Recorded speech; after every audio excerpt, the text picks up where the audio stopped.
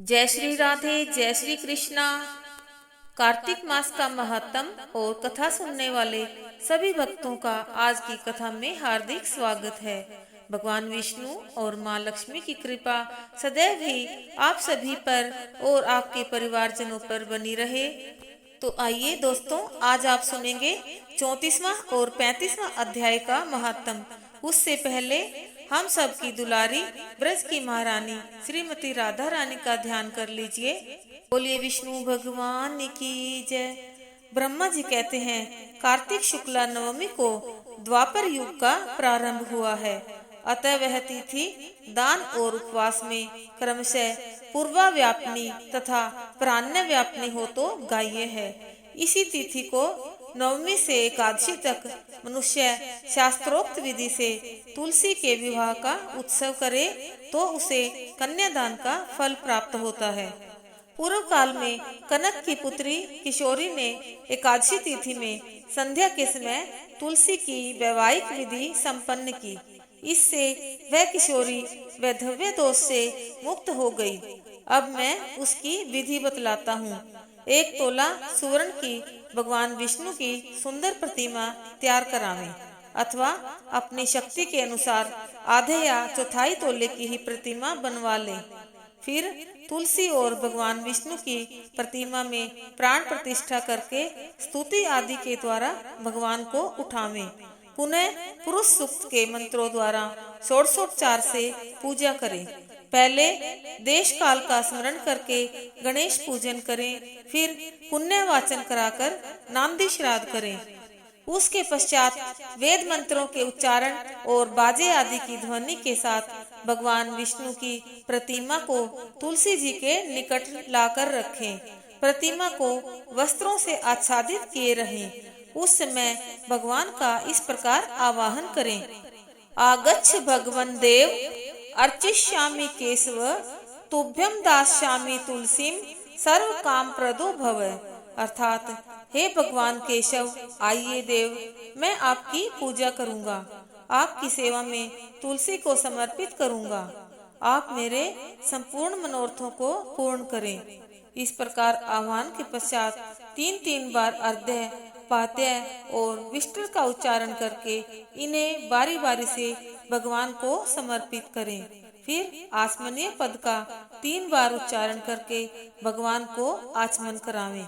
इसके बाद कांस्य के पात्र में दही, घी और मधु रखकर उसे कांस्य के पात्र से ही ढक दें तथा भगवान को अर्पण करते हुए इस प्रकार कहें, हे वासुदेव, आपको नमस्कार है, यह मधुपर्क ग्रहण कीजिए।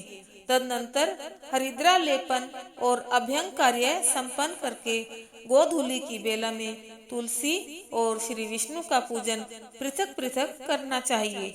दोनों को एक दूसरे के सम्मुख रखकर मंगल पाठ करें। जब भगवान सूर्य कुछ कुछ दिखाई देते हों तब कन्यादान का संकल्प करें।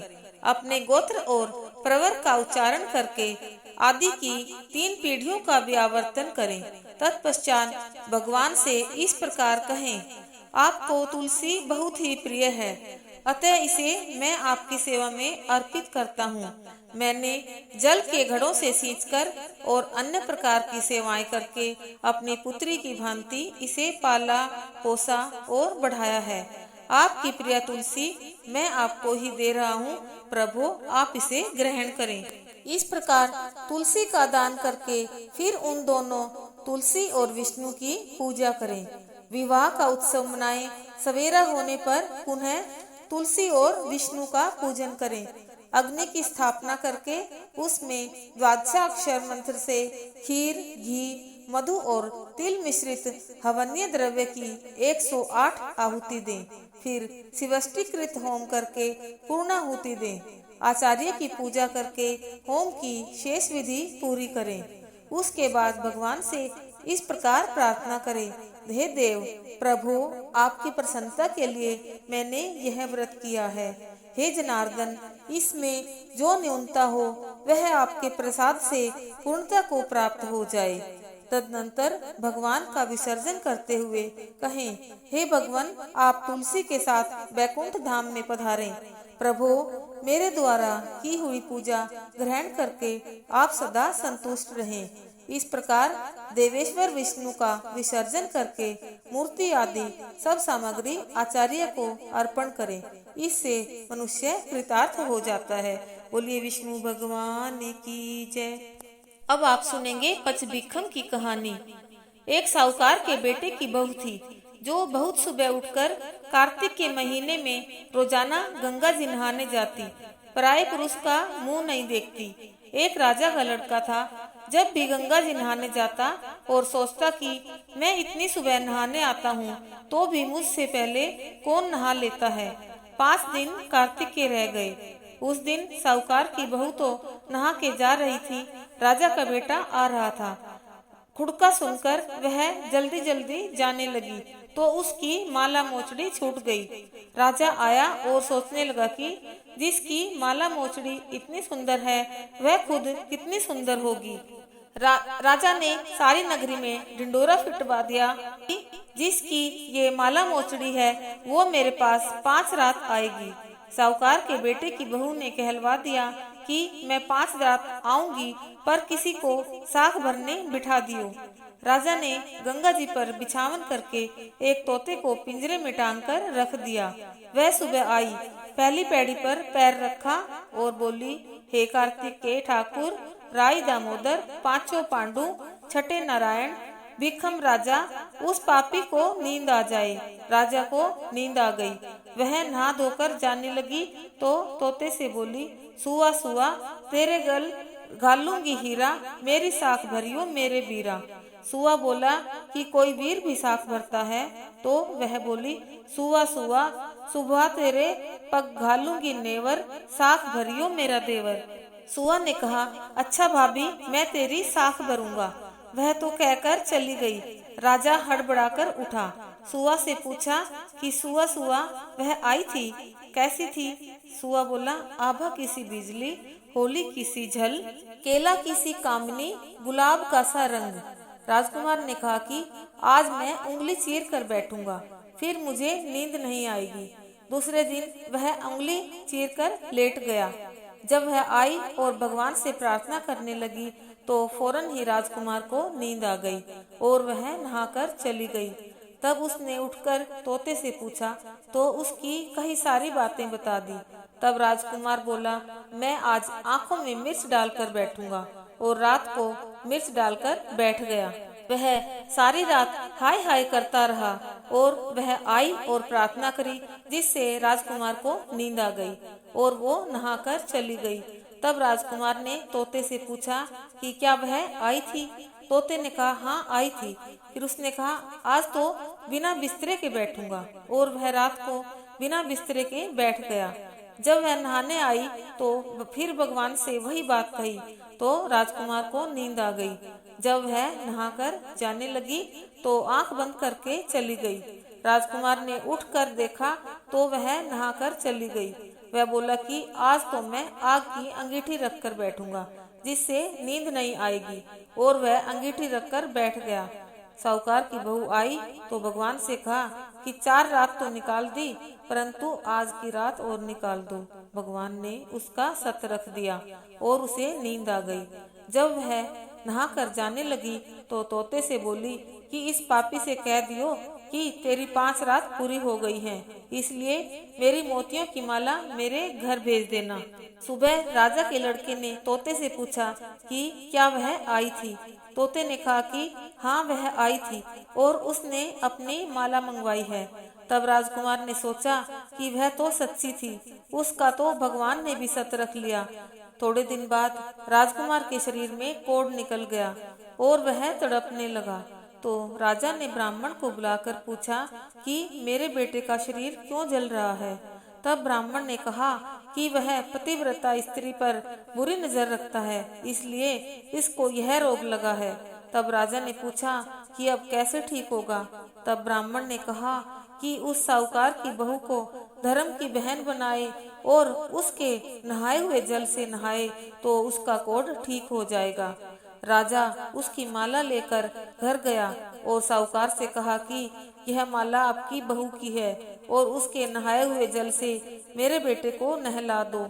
साहूकार ने कहा, वह किसी पराये पुरुष का मुंह भी नहीं देखती। इस नाली के नीचे राजकुमार को बैठा देना। जब वह नहाएगी तो ऊपर से वह पानी गिर जाएगा। बाद में राजकुमार बैठ गया और नहाया तो उसकी चंदन जैसी काया हो गई। हे पच भिक्षु देवता, जैसे साहूकार की बहू का सत रखा, वैसा सबका रखना। कहते सुनते हुकारा भरते सारे परिवार का सत रखना। पूनो नहाई पड़वा नहाई, 5 रतन पच तीरथ पच भीखम नहाई। 1 टका मेरी गांठ में सुनियो रघुराई, आधे का लाई आंवला आधे की राई।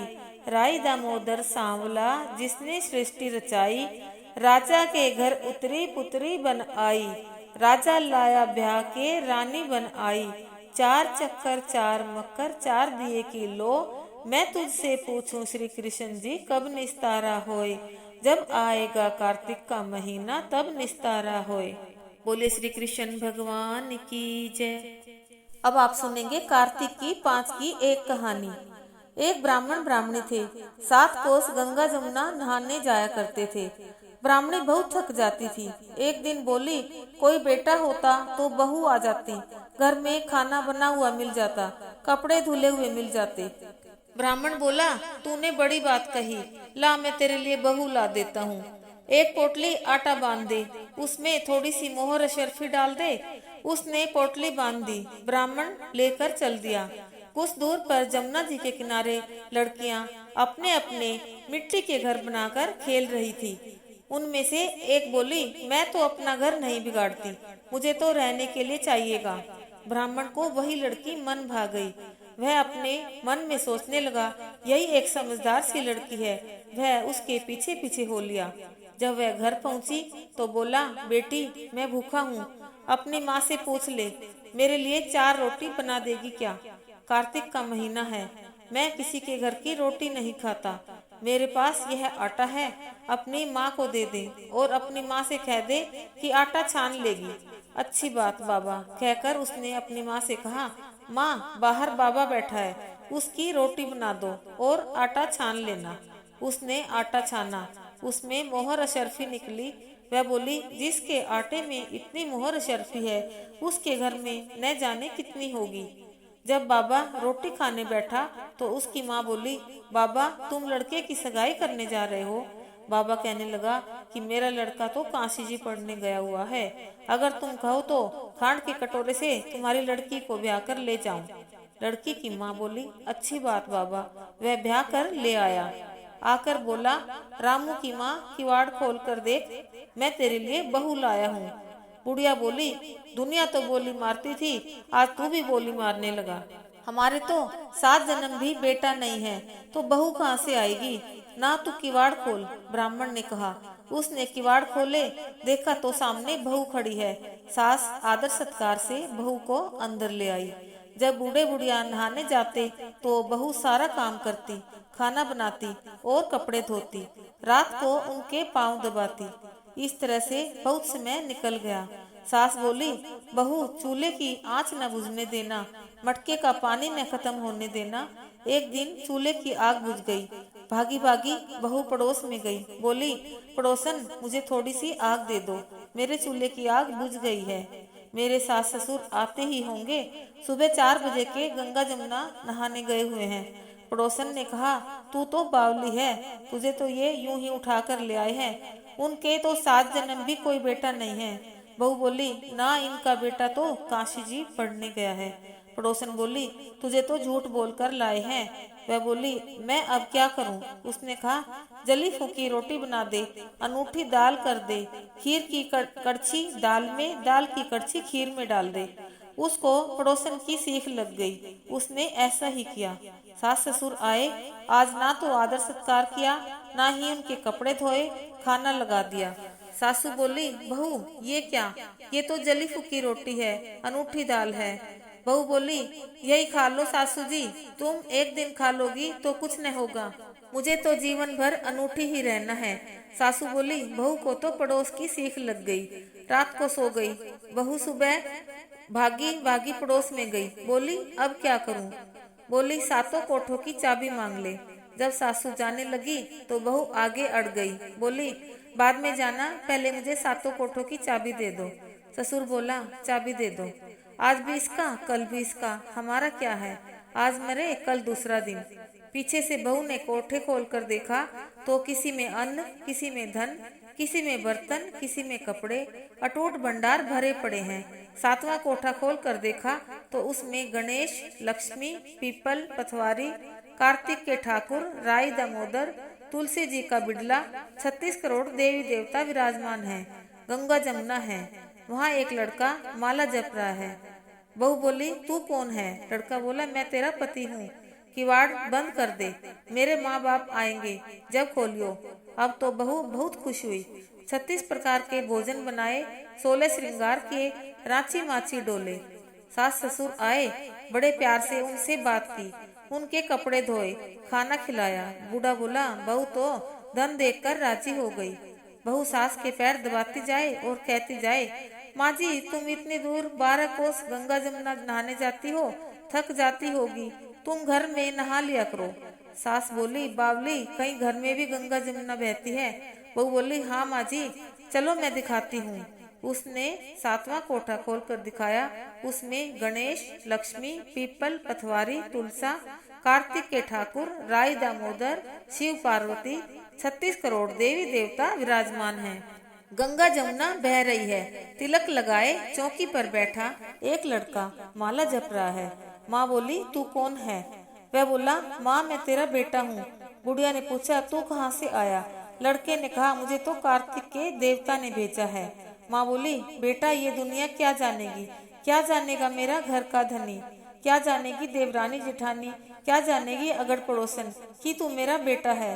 उसने पंडित जी से पूछा, वह बोला बहू बेटा खड़े हो इस पार, बुढ़िया खड़ी हो उस पार, चाम की अंगिया पहने हो, छाती में से दूध की धार निकले, बेटे की दाढ़ी मूछ भीगे, पवन पानी से गठजोड़ा बंधे तो जब जाने यह बुढ़िया का बेटा है। उसने ऐसा ही किया, चाम की अंगिया फट गई, छाती में से दूध की धार निकली, बेटे की दाढ़ी मूछ भीग गई, पवन पानी से बहू बेटे का जोड़ा बन गया।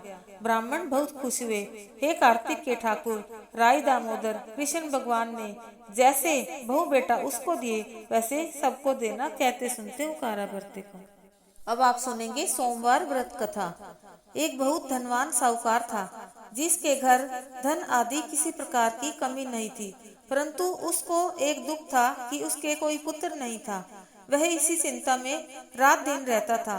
वह पुत्र की कामना के लिए प्रति सोमवार को शिव जी का व्रत और पूजन किया करता था तथा सायंकाल को शिव मंदिर में जाकर शिव जी के श्री विग्रह के सामने दीपक जलाया करता था। उसके इस भक्ति भाव को देखकर एक समय श्री पार्वती जी ने शिव जी महाराज से कहा कि महाराज यह साहूकार आपका अनन्य भक्त है और सदैव आपका व्रत और पूजन बड़ी श्रद्धा से करता है, इसकी मनोकामना पूर्ण करनी चाहिए। शिव जी ने कहा हे पार्वती, यह संसार कर्म क्षेत्र है। जैसे किसान खेत में जैसा बीज बोता है वैसा ही फल काटता है, उसी तरह इस संसार में जो जैसा कर्म करते हैं वैसा फल भोगते हैं। पार्वती जी ने अत्यंत आग्रह से कहा महाराज, जब यह आपका अनन्य भक्त है और इसको अगर किसी प्रकार का दुख है तो उसको अवश्य दूर करना चाहिए, क्योंकि आप सदैव अपने भक्तों पर दयालु होते हैं और उनके दुखों को दूर करते हैं। यदि आप ऐसा नहीं करेंगे तो मनुष्य आपकी सेवा तथा व्रत क्यों करेंगे। पार्वती जी का ऐसा आग्रह देख शिव जी महाराज कहने लगे, हे पार्वती, इसके कोई पुत्र नहीं है, इसी चिंता में यह अति दुखी रहता है। इसके भाग्य में पुत्र न होने पर भी मैं इसको पुत्र की प्राप्ति का वर देता हूँ, परंतु यह पुत्र केवल 12 वर्ष तक जीवित रहेगा। इसके पश्चात वह मृत्यु को प्राप्त हो जाएगा। इससे अधिक मैं और कुछ इसके लिए नहीं कर सकता। ये सब बातें साहूकार सुन रहा था। इससे उसको न कुछ प्रसन्नता हुई और न ही कुछ दुख हुआ। वह पहले जैसा ही शिवजी महाराज का व्रत और पूजन करता रहा। कुछ काल व्यतीत हो जाने पर साहूकार की स्त्री गर्भवती हुई और 10वें महीने उसके गर्भ से अति सुंदर पुत्र की प्राप्ति हुई। साहूकार के घर में बहुत खुशी मनाई गई, परंतु साहूकार ने उसकी केवल 12 वर्ष की आयु जान कोई अधिक प्रसन्नता प्रकट नहीं की और न ही किसी को भेद ही बताया। जब वह बालक 11 वर्ष का हो गया तो उस बालक की माता ने उसके पिता से विवाह आदि के लिए कहा, तो वह साहूकार कहने लगा कि अभी मैं इसका विवाह नहीं करूंगा, अपने पुत्र को काशी जी पढ़ने के लिए भेजूंगा। फिर साहूकार ने अपने साले को बुला उसको बहुत सा धन देकर कहा, तुम इस बालक को काशी जी पढ़ने के लिए ले जाओ और रास्ते में जिस स्थान पर भी जाओ यज्ञ करते जाओ और ब्राह्मणों को भोजन कराते जाओ। वे दोनों मामा भांजे यज्ञ करते और ब्राह्मणों को भोजन कराते जा रहे थे। रास्ते में उनको एक शहर पड़ा। उस शहर में राजा की कन्या का विवाह था और दूसरे राजा का लड़का जो विवाह कराने के लिए बारात लेकर आया था वह एक आंख से काना था। उसके पिता को इस बात की बड़ी चिंता थी कि कहीं वर को देख कन्या के माता पिता विवाह में किसी प्रकार की अड़चन पैदा न कर दें। इस कारण जब उसने अति सुंदर सेठ के लड़के को देखा तो मन में विचार किया कि क्यों न दरवाजे का काम भी इसी से चला लिया जाए। ऐसा विचार कर वर के पिता ने उस लड़के के मामा से बात की तो वे राजी हो गए। फिर उस लड़के को वर के कपड़े पहना तथा घोड़ी पर चढ़ा दरवाजे पर ले गए और सब कार्य प्रसन्नता से पूर्ण हो गया।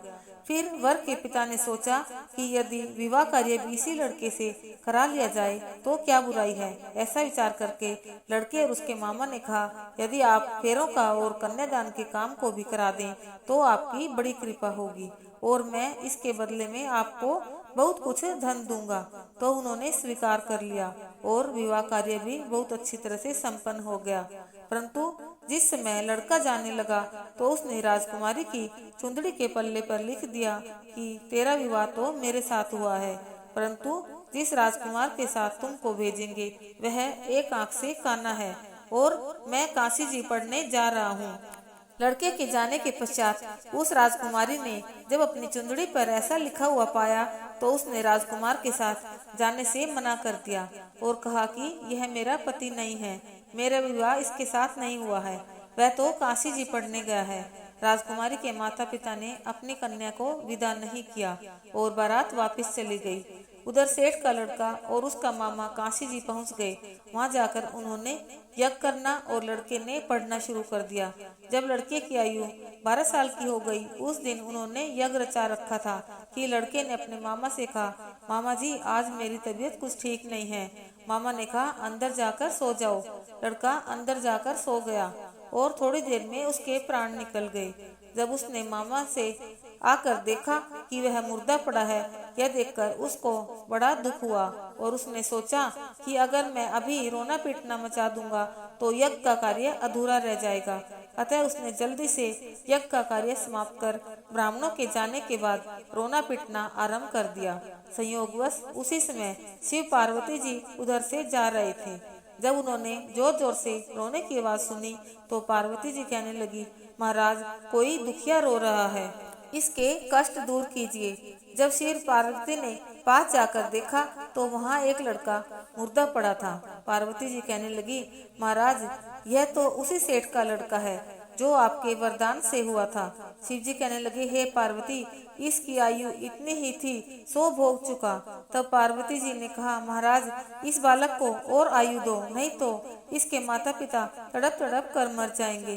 पार्वती जी के बार बार आग्रह करने पर शिव जी ने उसको जीवन वरदान दिया और शिवजी महाराज की कृपा से लड़का जीवित हो गया। शिव पार्वती कैलाश पर्वत पर चले गए। तब वह लड़का और मामा उसी प्रकार यज्ञ करते तथा ब्राह्मणों को भोजन कराते अपने घर की ओर चल पड़े। रास्ते में उसी शहर आए जहाँ उसका विवाह हुआ था।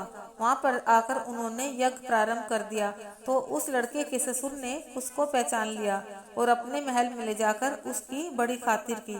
साथ ही बहुत दास दासियों सहित आदर पूर्वक लड़की और जमाई को विदा किया। जब वह अपने शहर के निकट आए तो मामा ने कहा कि पहले तुम्हारे घर जाकर खबर कराता हूँ। जब उस लड़के का मामा घर पहुँचा तो लड़के के माता पिता घर की छत पर बैठे थे और यह प्रण कर रखा था कि यदि हमारा पुत्र सकुशल लौट आया तो हम राजी खुशी नीचे आ जाएंगे, नहीं तो छत से गिरकर अपने प्राण खो देंगे। इतने में उस लड़के के मामा ने आकर यह समाचार दिया कि आपका पुत्र आ गया है, पर उनको विश्वास नहीं हुआ। तब उसके मामा ने शपथ पूर्वक कहा कि आपका पुत्र अपनी स्त्री के साथ बहुत सारा धन लेकर आया है। तो सेठ ने आनंद के साथ उसका स्वागत किया और बड़ी प्रसन्नता के साथ रहने लगे। इसी प्रकार से जो कोई भी सोमवार के व्रत धारण करता है अथवा इस कथा को पढ़ता या सुनता है, उसकी समस्त मनोकामनाएं पूर्ण होती हैं। बोले शिव शंकर भगवान की जय। तुलसी जी की आरती। जय तुलसी माता मैया, जय तुलसी माता, सब जग की सुखदाता, सब जग की सुखदाता, वर की है दाता। ओम जय तुलसी माता। सब रोगों के ऊपर, सब योगों के ऊपर मैया, सब योगों के ऊपर रुझ से रक्षा करके, रुझ से रक्षा करके भवनिधि की त्राता। ओम जय तुलसी माता। बटुपुत्री हे श्यामा, सुरबल्ली हे ग्रामा मैया, सुरबल्ली हे ग्रामा। विष्णु प्रिय जो तुमको सेवे, विष्णु प्रिय जो तुमको सेवे, सो नर तर जाता। ओम जय तुलसी माता। हरि के साथ विराजत, त्रिभुवन से हो वंदित मैया, त्रिभुवन से हो वंदित। पतित जनों की तारिणी, पतित जनों की तारिणी, तुम हो विख्याता। ओम जय तुलसी माता। लेकर जन्म विजन में आई दिव्य भवन में मैया, आई दिव्य भवन में।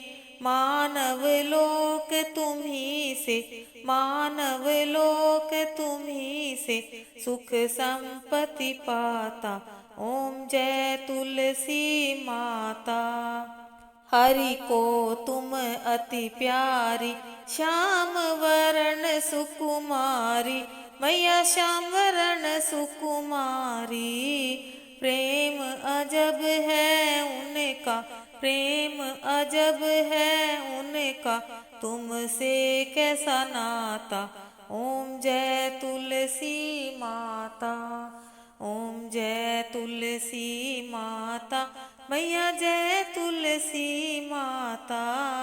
सब जग की सुखदाता, सब जग की सुखदाता, वर की है दाता। ओम जय तुलसी माता। ओम जय तुलसी माता। बोले तुलसी महारानी की जय।